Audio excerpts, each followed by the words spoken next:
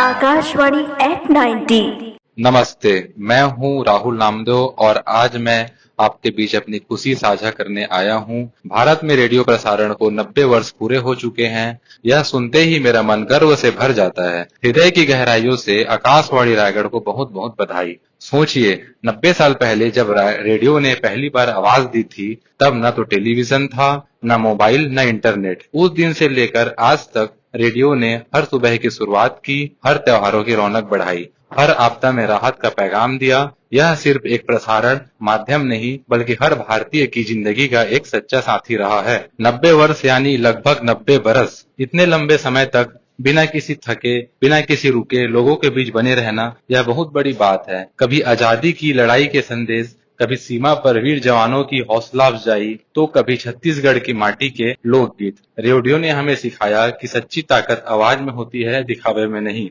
एक बार फिर से बधाई। जय हिंद।